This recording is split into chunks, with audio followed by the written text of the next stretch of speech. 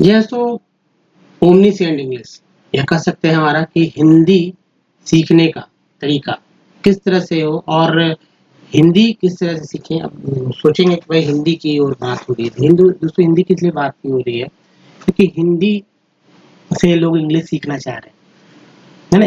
हिंदी से इंग्लिश सीखना चाह रहे हैं, कुछ लोग जो है इंग्लिश से हिंदी सीखना चाह रहे हैं। तो ये दोनों का एक जो है समागम है, ये कार्यक्रम जो कि केंद्रीय हिंदी प्रशिक्षण संस्थान द्वारा जो है तैयार किया गया है। तो आइए देखते हैं हमारे अगले नेक्स्ट लेसन को। तो दोस्तों लेसन हमारा है 18वां। यहाँ से मैं कलर चेंज कर लूँ ताकि आपको भी समझ में आए कि किस तरह से मैं लिखता हूँ। तो ये वाला मैं ब्लू रखता हूँ, ठीक है। तो यह देखिए पाठ है लेसन 18 है और इसमें जो है आप देखेंगे कि र जो है र, दोस्तों ये देखिए फॉर्म्स है, यहाँ पर फॉर्म्स र की चर्चा होगी। र इसे आगे बोलते हैं, थोड़ा समझ लीजिए, प्लीज इनको नहीं पढ़ना है तो प्लीज देखिए, फिर मैं समझूंगा कि आखिर इसमें बात क्या चल रही है। दोस्तों र changes its form in a combinations और in conjunct letters. It assumes three different shapes which are follows. The small curves, है ना, इसे रेफ बोलते हैं, denotes r as a half sound. So when r is spoken half between two complete sounds, it is written above the next complete sound and not to say next consonant in order to avoid confusion and for anything। जिनको नहीं पढ़ने आता वो हमारे साथ repeat कर सकते हैं कि कौन कौन सा वर्ड किस तरह से मैंने पढ़ा है। देखिए understanding of the shine as as in a nurse, सर्द, है ना, कोल्ड, पर्स, चर्च, धर्म। Please note that in the English spellings of the word also R is not followed by the any vowels A, E, I, O, U or so R and J is a half. Let's proceed further. Sardi, Jersey, Garmi. It may be noted मतलब R यानी रे is being written on the sign and dot on the sh and ma as a nurse, सर्द, purse, church, एवं record. देखिए थोड़ा सा यहाँ समझने का प्रयास हम लोग ये करेंगे कि र जो आप लिखते हैं, ठीक है, र लिखते हैं इसे तीन तरह से लिखा जाता है। आप जानते ही हैं कि एक तो रेफ लिखते हैं हम लोग, एक इस तरह से लिखते हैं और एक जो है ये लिखते हैं। ये नहीं समझ में आ रहा तो मैं बताऊँ आपको। जैसे लिखते हैं कर्म, कर्म में ये ऊपर हो गया। लिखते हैं दृष्टि, दृष्टि, दृष्टि, है ना, दृष्टि। तो या आप ऐसे लिखते हैं ये मान लीजिए कि ट्र वाला है ना, ट्र वाला, ये ट्र वाला, ये है ना, ये वाला आप ज्यादा अच्छा समझ में आएगा आपको। ये आप लिखते हैं क्रम, तो ये क्र वाला, ये तीन तरह से लिखते हैं। बस यही बात यहाँ कहा गया है, एग्जाम्पल्स भी दिया गया जैसे नर्स, सर्द, है ना, पर्स, सर्दी। देखिए सर्दी इकार की मात्रा में भी मिलाकर लिखा जाता है किस तरह से, वो भी यहाँ पर बताया गया है। अब देखिए समझना ये है कि र का तो इस्तेमाल ये है, लेकिन इंग्लिश में इसका क्या रोल है। तो इंग्लिश वाले में ये रोल है कि दोस्तों जो र है उसको, उसमें कोई भी र के लिए कोई भी वॉवेल्स नहीं लगता, सिंपल ऐसे ही आ रहा है। तो इम्पोर्टेंट नोट्स ये है, if the consonant following coming after the r happens to be half letter, the consonant r will again be written on the next complete sound and not on half consonant coming after। जैसे ईर्ष्या, देखिए ये जो है ईर्ष्या, ईर्ष्या, अर्घ्य, Wordsworth, Lord's, sports, उसके बाद वाला जो है वो कंप्लीट रहता है, ठीक है। when r is as a full sound immediately follows the come after a half consonant, it assume the, ये देखिए तो मैंने ये बता दिया, ये हलंत वाला बता दिया। if the consonant ends the vertical stroke as in m, p, r, full written as a left slanting stocks below the end the left vertical stock, जैसे क्रम वाला मैंने बताया था, नर्म, नम्र, प्रकाश, देख रहे हैं ना। इसी तरह the reducing it's the proceeding consonant half in sound. Please note in the consonant K and P and the English words crumb, है ना, क्रम, नम्र, प्रकाश is all is not followed by any vowels and thus spoken था। तो ये सब जो है बेसिक था, थोड़ा सा इसमें जो समझने का बात था मैंने बता दिया, बाकी थी उसी को डिटेल में लिख दिया गया। तो यहाँ से हम लोग ये देखते हैं। अब आगे देखिए, जैसे देखिए किंतु र जो है र को जब फुल साउंड इस्तेमाल करते हैं, comes immediately after the flat or broad consonant not ending the vertical stop। vertical stop का मतलब हो गया ये वाला, है ना, छ छ ट ठ ड ढ ढ, है ना, ढ द ह। it assumes the forms in the drama। र लिखना ऐसा, इन सारे जो ये अक्षर हमारे हैं, ये वाला छ से लेके जो मैंने कह रहा इसमें र लिखने के लिए जो है ये वाला इस्तेमाल करना होगा। तो आपको ये तो पता चल जाएगा ना कि जो छ ट ठ ड ढ द ह में र के लिए ये वाला चलेगा, डबल वाला, इस तरह से। जैसे देखिए ड्रामा, ड्राम, ड्राम, राष्ट्र, reducing the preceding consonant to half. Please note that in the English spelling of the words drama, dram and drast, the consonant D, T, T preceding R are not followed by any vowels and are thus spoken half। चलिए आगे देखते हैं हम लोग, lesson 19 में आते हैं। कुछ विशेष नहीं खरा के बारे में बताऊंगा। प्रेजेंट इंडिकेटिव, लेसन 19 है। ऑब्जर्व टू यूज, जैसे यह, वह, in the following present indicative sentence denotes nearer objects or the, sorry, वह is the distance of objects। यहाँ पर ये चीज है, पूरे सेंटेंस में ये आपको समझ में आ रहा है कि अगर आप इंग्लिश सीख रहे हैं, देखिए ही जो है, सॉरी, आप यहाँ पे देखिए ही समझते हैं, ही नहीं समझ में आ रहा, चलिए ही नहीं, चलिए दिस और दैट, इसी का इसका होता है दिग, दिग, दैट का होता है दोज। ठीक है, वन, तो यहाँ पर जो है वन हो गया और यहाँ पर हो गया टू। यही पर देखिए वन ए हो गया और ये टू ए हो गया। कहने का मतलब है कि दिस का दीज हो जाएगा और दैट का दोज हो जाएगा, प्लूरल। तो दिस या दिज ये नजदीकी को इंडिकेट करता है। नजदीक में कोई चीज है आप बता रहे हैं, तो नजदीक में किसी चीज को बता रहे हैं। जैसे कि मान लीजिए पंखा, तो पंखा है। आप मान लीजिए कि कोई सड़क पे कोई व्यक्ति खड़ा है, तो खड़ा है। या मान लीजिए कोई पेड़ है, पेड़ आपके नजदीक भी हो सकता है, पेड़ आपसे दूर हो सकता है। लेकिन मान लीजिए कोई गाड़ी है, कोई गाड़ी खड़ा है, कार खड़ा है, वो आपके नजदीक भी खड़ा हो सकता है, आपसे दूर भी खड़ा हो सकता है। तो जब नजदीक खड़ा हो तो दिस लगाएंगे, दिस लगाएंगे, जब दूर खड़ा हो तो दैट लगाएंगे, दोज लगाएंगे। इंग्लिश में यही सीखना है। उसी चीज को यहाँ पर जो है इंग्लिश वही चीज जो है यह के बारे में, और मतलब दिस का हिंदी जो होता है यह होता है। मान लीजिए इंग्लिश जो जानते हैं उनको यह नहीं पता हो, जो इंग्लिश जानते हैं दैट, उनको ये नहीं पता हो कि दैट मीन्स क्या होता है, हुआ। उसी चीज को जो है ये सब, ये वे सब, ठीक है, ये सब वे सब, वही चीज यहाँ समझाया गया। लेकिन हम लोग को सीख लेना है किस तरह से लिखना है। जैसे यह कमल, this is a bus, sorry this is a lotus. यह copy, this is a notebook. यह मेल, ए नहीं लिखने के बाद इंग्लिश में ए लिखना है, ठीक है, क्योंकि एक ही है। इंडिकेट तो दिस मीन्स एक हुआ है। This is a table. यह पानी, दिस इज वाटर। पानी एक नहीं होता है, इसलिए ए नहीं लगाया गया यहाँ पर, इस बात को समझिए। This is water. जैसे वह कलम, वह कलम, दैट इज अ पेन। वह copy, that is a notebook. वह मेज, दैट इज अ टेबल। वह पानी, दैट इज अ वाटर। पानी दूर में है, तो इस तरह से हम लोग बोलते हैं। नेक्स्ट देखिए, जैसे नंबर 3 में यह कलम, दिस इज अ पेन। यह मकान, दिस इज अ हाउस। और यह नाव, दिस इज अ बोट। उसके बाद देखिए यहाँ पर यह टोकरी, दिस इज ए बास्केट। फिर देखिए वह वाला, वह आम, दैट इज अ मैंगो।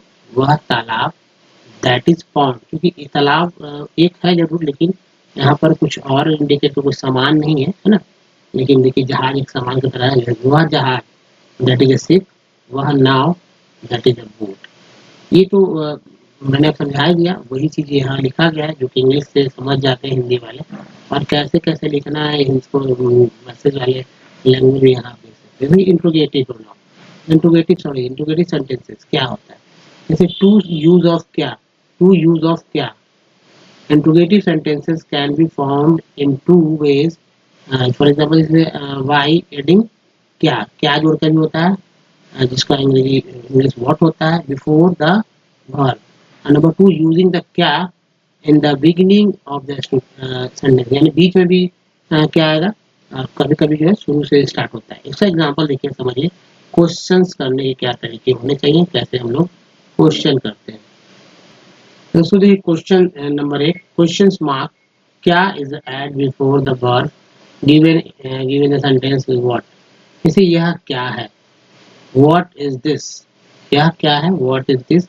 यहाँ क्या बीच में आया है, वह क्या है बीच में आया है, लेकिन इंग्लिश में what is that, what is this, what is that. When, जैसे व्हेन जब जो है क्या is added initially entire the sentence of the sentence is interrogated, it is the equivalent to English interrogative pattern.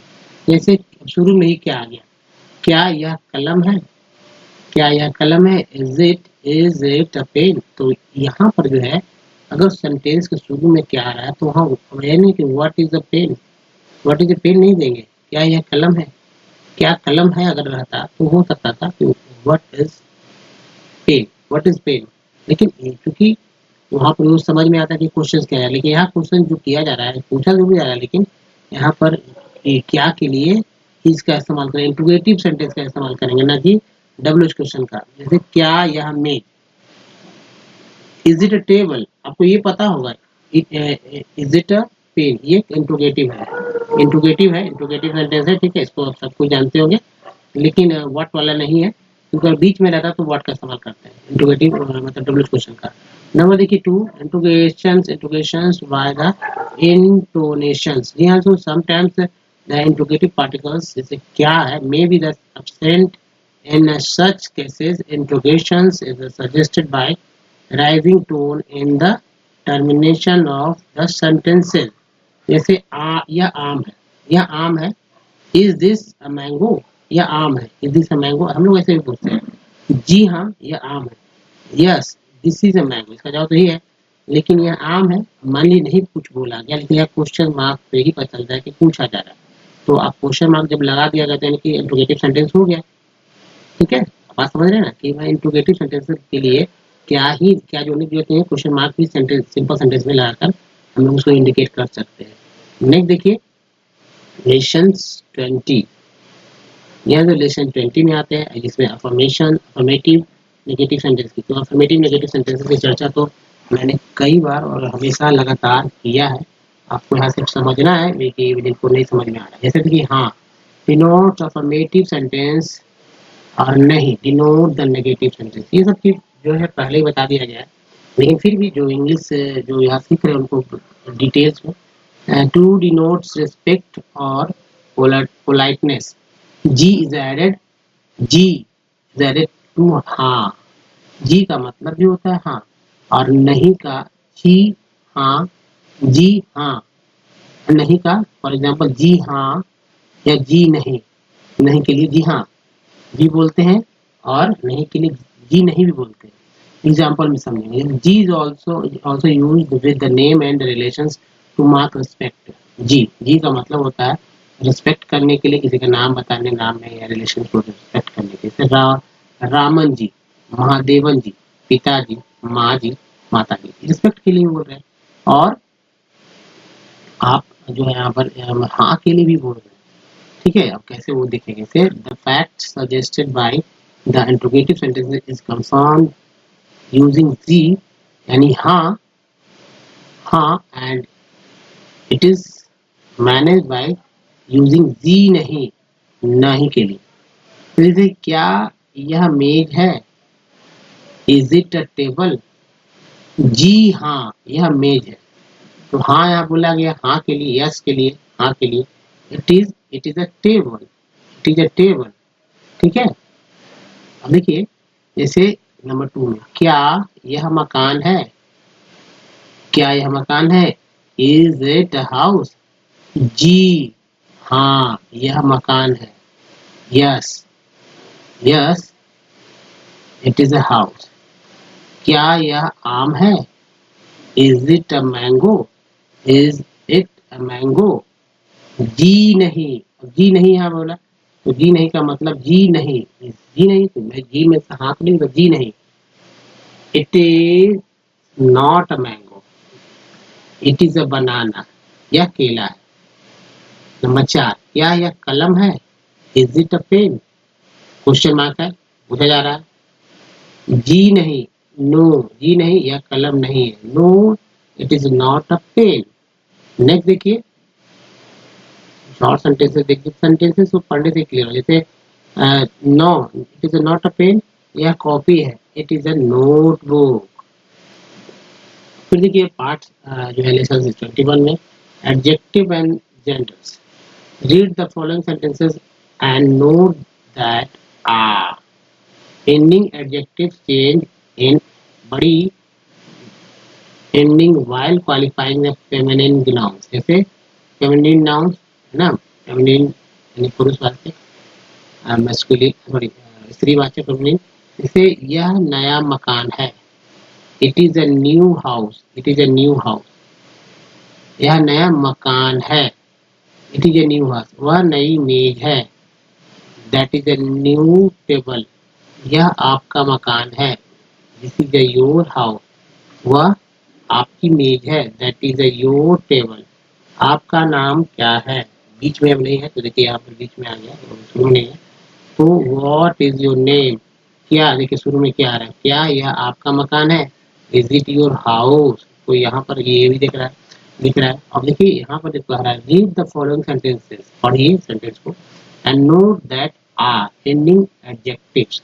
Adjectives का मतलब होता है जैसे नई, नया। ये देखिए एडजेक्टिव्स, नया, नई, आपका, आपकी, आपका, आपका। ये सब क्या है? ये जो है चाहे तो आ से आता है, स्टार्ट होगा एडजेक्टिव वर्ड, चाहे तो ई से स्टार्ट होगा। और जब आ से स्टार्ट होगा तो समझिए कि वो क्या होगा बताइए, फेमिनिन। या बड़ी से स्टार्ट होगा तो होगा फेमिनिन। यही ना बताया जा रहा है। नेक्स्ट इज, तो यू विल नो दैट आपका या नया are use before the masculine nouns and आपकी और नई are use before the feminine noun. अब समझ में आ गया ना कि जो आप सोचते हैं वो होता नहीं है। इस बात को ये समझिए। और एक्चुअली आपको पता है पहले से कि भाई हम बोलते हैं नया, ये पुलिंग है ना, पुलिंग है। बोलते नई, ये स्त्रीलिंग होता है। तो इसको याद रखिएगा। अगर स्त्रीलिंग आप बोल रहे हैं, स्त्रीलिंग बोल रहे हैं, स्त्रीलिंग को बोल रहे हैं, है ना, यानी कि फेमिनिन वर्ड्स बोल रहे हैं, साउंड बोल रहे हैं, नाउन बोल रहे हैं, संज्ञा बोल रहे हैं। तो जैसे इसका एग्जांपल है, जैसे नया, या आ गया, यानी कि आ आया। अगर उल्टा मैंने बता दी ना। चलिए ये इसको मिटा लेते हैं, ये इसको, ये हो गया पुलिंग। ठीक है, पुलिंग हो गया। अगर मान लीजिए स्त्रीलिंग लिख रहे हैं, स्त्रीलिंग का शब्द की पहचान करना है कि कौन सा शब्द जो है एडजेक्टिव में है। तो यहाँ देखिए स्त्रीलिंग में हो गया नई, बड़ी कार की मात्रा। बड़ी कार की मात्रा के लिए ये होता है, ये वाला ई लिखते हैं या मात्रा के लिए देते हैं, यही देते हैं। तो समझ में, ओनली आ ending the adjective change into बड़ी, बदल जाता है कभी कभी। कैसे? देखिए some features of Hindi and देखिए some features of Hindi sounds and structures inherent are later denoting the consonant have an inherent a sound, for example ka, ka में भी आ है, they denote the ka and जैसे not k but k से ka। अगर k a है इसमें यानी कि अ है। ठीक है, ओनली के में तो आ है नहीं, इस बात को समझिए। तो व्हाट इन स्पीच अ उच्चारण करते हैं sound ordinarily does not occur at the end of the word. जैसे नाक is to be the pronoun the नाक एंड नॉट एज अ नाक, नाका, नाका नहीं नाक। In some cases, this inherent a sound is silent or faint even in the middle of a word. Such a silence has been denoted in our relations in Roman transliterations by a dot. For example, आपका number 2 देखिए stress of Hindi. लेकिन दोस्तों अगले video में आप यहाँ से शामिल होंगे। इस वीडियो में तक धन्यवाद, थैंक्स फॉर वॉचिंग। तो देखना ना भूलें और नेक्स्ट वीडियो। धन्यवाद, थैंक यू।